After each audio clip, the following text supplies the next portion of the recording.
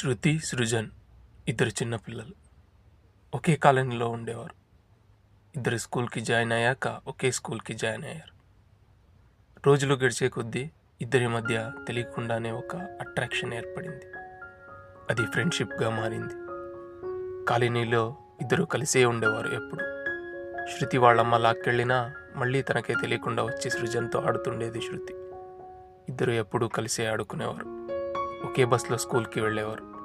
స్కూల్లో అయితే ఇంకా ఒకే క్లాస్ అవ్వడం వల్ల బస్ ఎక్కినప్పటి నుంచి మళ్ళీ బస్ దిగేదాకా కలిసే ఉండేవారు. స్కూల్లో టీచర్స్కి మరియు మిగతా పిల్లలకి వీరి ఫ్రెండ్షిప్ చాలా ఫేమస్.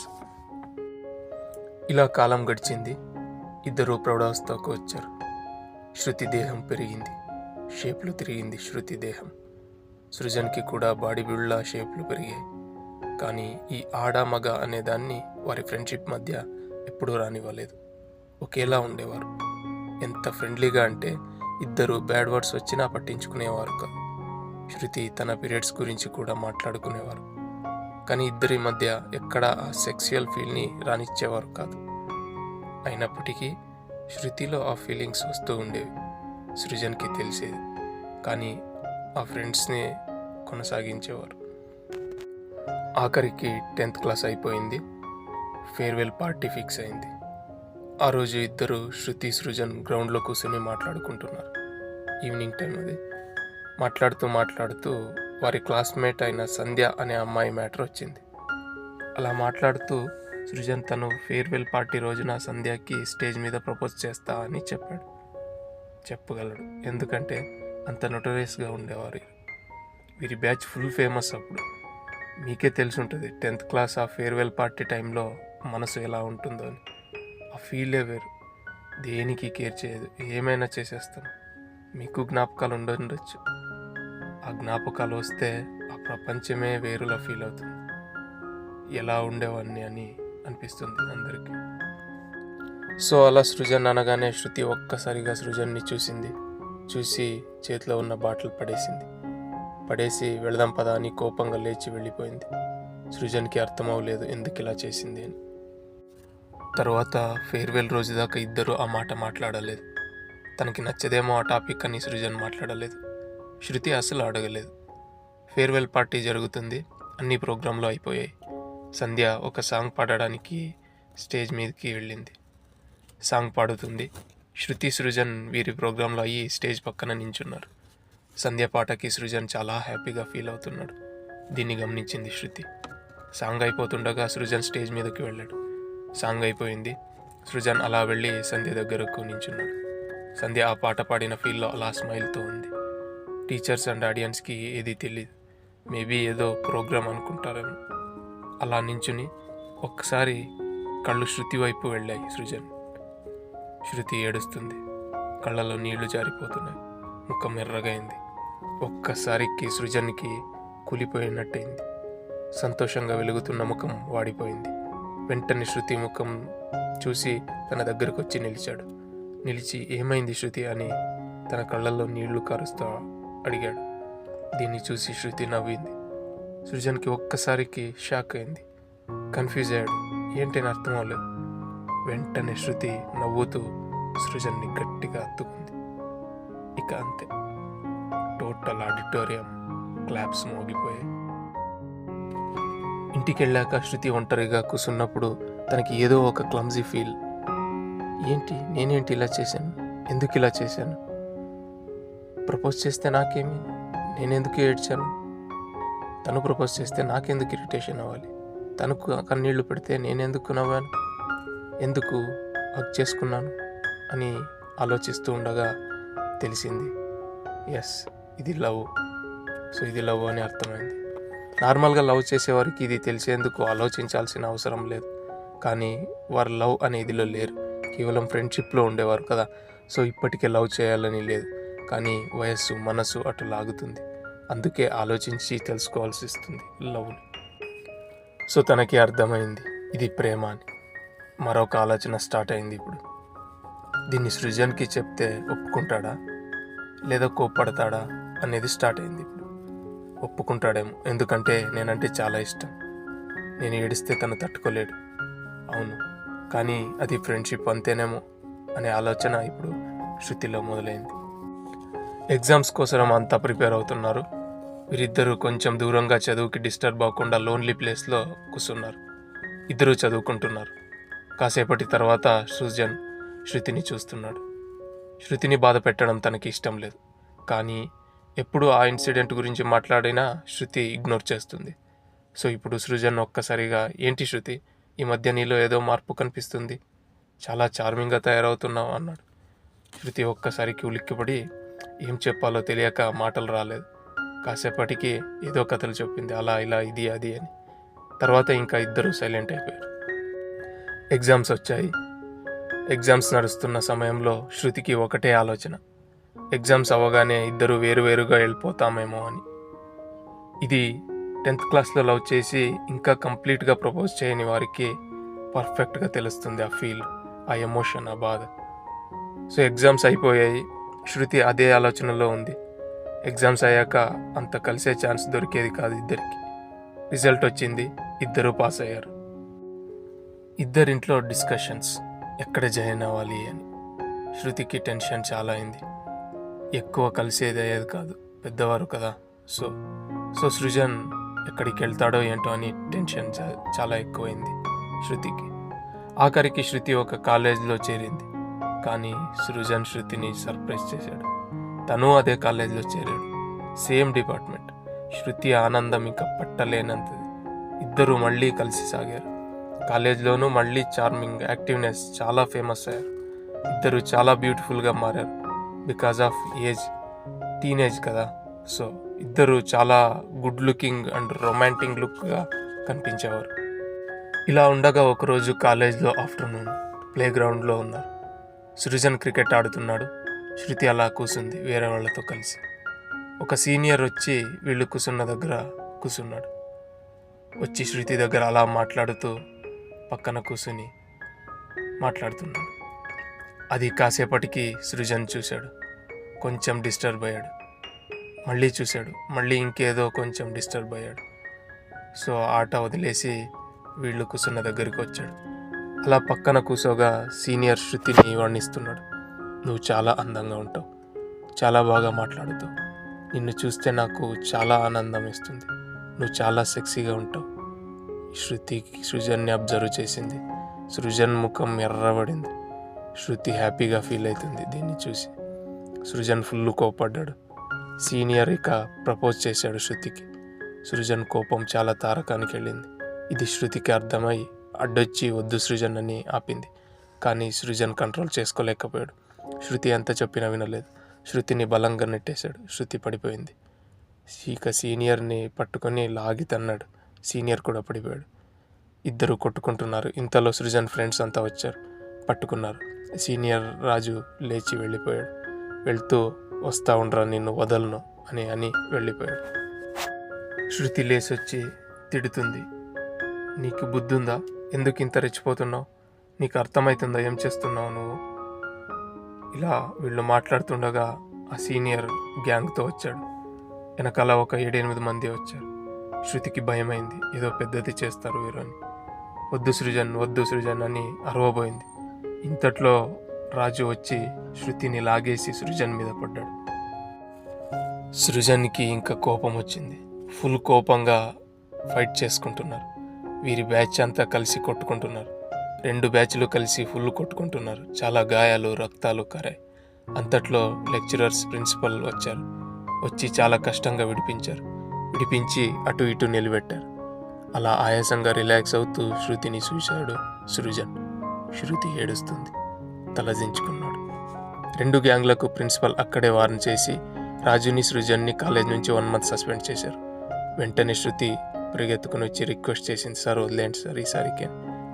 కానీ సృజన్ మరియు రాజుని వదలలేదు. 1 month సస్పెండ్ చేశారు. ఆ రోజు రాత్రి సృజన్కి నిద్ర రావట్లేదు. శృతి గురించి ఆలోచిస్తూ తను చేసిన దానికి చాలా బ్యాడ్గా ఫీల్ అవుతున్నాడు. సిగ్గుపడుతున్నాడు. నేనేంటి ఇలా బిహేవ్ చేశాను? అయినా తనకి ప్రపోజ్ చేస్తే నాకెందుకు అంత కోపం వచ్చింది అని ఆలోచించాడు. తనకి కూడా ఆఖరికి లవ్ అని అలా అనిపిస్తుంది. సో నేను సంధ్యకి ప్రపోజ్ చేయాలని ఉన్నా. అయినా శృతికి ప్రపోజ్ చేస్తే నేనెందుకు అంతలా కోపడ్డాను, ఎందుకు నా మనసు అంతలా ఫీల్ అయింది అని ఆలోచించగా తనకు నిర్ధారమైంది ఇది లవ్ అని. సో తనకి అర్థమైంది, నేను బాహ్యంగా సంధ్యాన్ని ప్రేమించిన నా మనసు సోల్ అనేది శృతిని ఇష్టపడుతుంది. సో నేను శృతిని లవ్ చేస్తున్నాను అని ఫిక్స్ అయ్యాడు. సో ఇప్పుడు సృజన్ కూడా శృతిని ప్రేమిస్తున్నాడు, అటు శృతి కూడా సృజన్ని ప్రేమిస్తుంది. సృజన్ ప్రపోజ్ చేద్దామా అని ఆలోచిస్తుండగా గుర్తొచ్చింది, శృతి ఎప్పుడూ చెప్తూ ఉండేది తన ప్రేమ కథ అనేది ఏదైనా జరిగితే అది ఎంతలా ఉండాలి, ఒక పెద్ద పెద్ద కాల్పనిక కథల్లా చెప్పేది. సో అలాగే ఏదైనా ప్లాన్ చేయాలి, శృతిని సర్ప్రైజ్ చేసేలా ఉండాలి అది అని సృజన్ అనుకున్నాడు. కానీ తర్వాత ఆగాడు. ముందు తన మనసు ఏంటో తెలుసుకోవాలి, తర్వాత నా మనసు చెప్పాలి అని. తను చెప్పిన తర్వాత తన కథని నిజంగా తను అనుకున్నట్టు చేద్దామని అనుకున్నాడు. ఇలాగే ఒక 2 ఏళ్ళు గడిచింది. తను చెప్పని అని సృజన్, సృజన్ చెప్పని అని శృతి ఒకరికొకరు తెలుసుకోకుండానే ఒకరినొకరు ప్రేమిస్తూ సాగారు. ఇది స్టూడెంట్స్, కాలేజ్, ప్రపంచం అంతటికీ తెలిసింది, కానీ వీరిద్దరికి మాత్రం చెప్పుకోలేదు. సో దీన్ని ఈగో అనుకోవాలా లేదా నిజాయితీ గల ప్రేమ అనుకోవాలా తెలియదు. ఒకరోజు కాలేజ్ నుంచి ఇద్దరు ఇంటికి వెళ్తున్నారు. సాయంత్రం టైం, సో ట్రాఫిక్ ఉంది. వెళ్తూ ఉండగా చిన్న యాక్సిడెంట్ జరిగింది. శృతి పడిపోయింది. వెనకనే పెద్ద వెహికల్ ఒకటి వస్తుంది. పడ్డ సృజన్ లేచి వెంటనే శృతిని కాపాడాలని వెళ్ళాడు. శృతిని బయటపడేశాడు, కానీ తను ఇరుక్కుపోయాడు. చాలా పెద్దగా డ్యామేజ్ అయ్యాడు. శృతి అరవడం, ఏడవడం మొదలుపెట్టింది. వెంటనే హాస్పిటల్కి చేర్చారు. సృజన్ చాలా సీరియస్ కండిషన్లో ఉన్నాడు. శృతి ఏడుస్తుంది. ఇదంతటికీ తనే కారణం, తన వల్లే జరిగింది అని తనను తను బ్లేమ్ చేసుకుంటుంది. సృజన్కి ఆపరేషన్ చేయాల్సి వచ్చింది. ఆపరేషన్ చేస్తున్నారు. శృతి అయితే ఇంకా ఆ బాధ చెప్పలేం, అంతలా ఏడుస్తుంది. ఇంకా తన లైఫ్ అయిపోయింది అని అనుకుని ఏడుస్తూ ఉంది శృతి. ఆపరేషన్ అయ్యింది. డాక్టర్ బయటకు వచ్చాడు. శృతి పరిగెత్తుకుని వచ్చి ఏడుస్తూ ఏమైందని అడగగా doctor no problem, he's out of danger అని అనగానే గట్టిగా ఎగిరి అరిచి గంతులేసింది. వెంటనే లోపలికి పరిగెత్తుకుని వెళ్ళబోగా ఆపాడు డాక్టర్. 2 రోజులు తనని ఎవరు చూడలేరు అని. ఇక వదలకపోయేసరికి వెంటనే పరిగెత్తుకు వెళ్ళింది తిరిగి దేవుడి దగ్గరికి. వెళ్ళి ఏడుస్తూ నవ్వుతూ దేవుళ్ళకందరికీ మొక్కింది శృతి. ఆ 2 రోజులు సృజన్ని చూడలేక ప్రతి సెకండ్ ఆ ఆతృత, బాధ, ఆనందం ఏదో కొన్ని సంవత్సరాల్లో అనిపించింది శృతికి. ఆ 2 రోజులు ఆఖరికి సృజన్ని చూడవచ్చన్నారు. సో శృతి వచ్చింది. ఒక్కసారికి ఉప్పొంగిపోయి పరిగెత్తుకెళ్ళి అత్తుకుని ఏడుస్తూ ఇక ఏది పట్టించుకోక, నువ్వు లేకుంటే నేను లేను సృజన్, నేనుండలేను నువ్వు లేక అని తన మనసును అక్కడే తెలిపింది.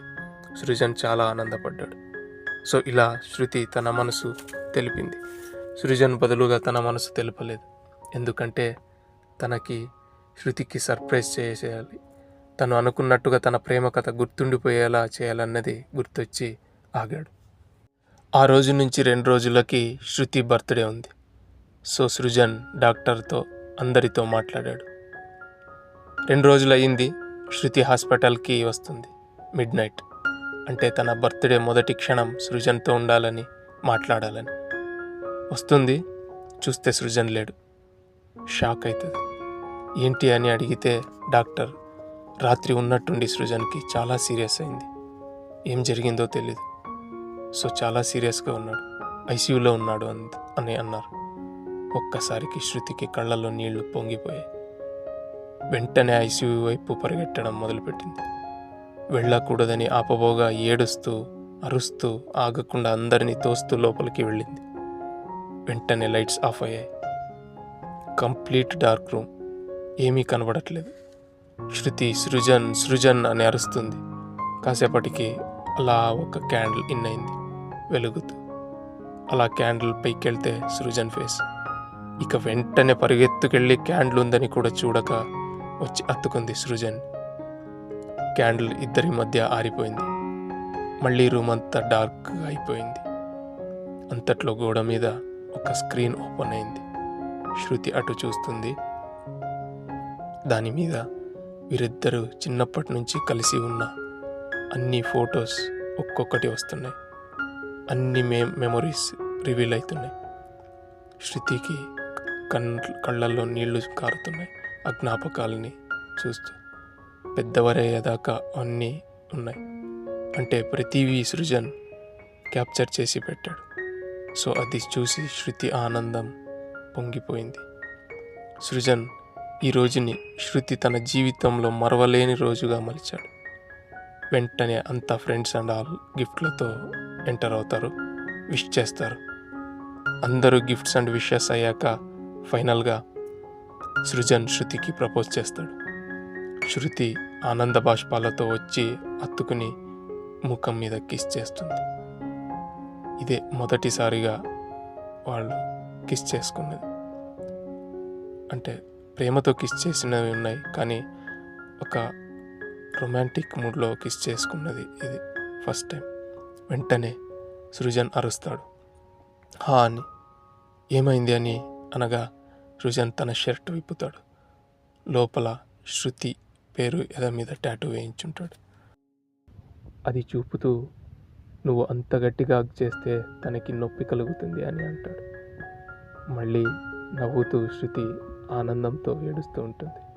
ఇలా ఉండగా సృజన్ ఒక పెయింటింగ్ ఇస్తాడు. అది కొంచెం కొంచెం రివీల్ చేస్తూ ఫైనల్గా అది శృతి పెయింటింగ్.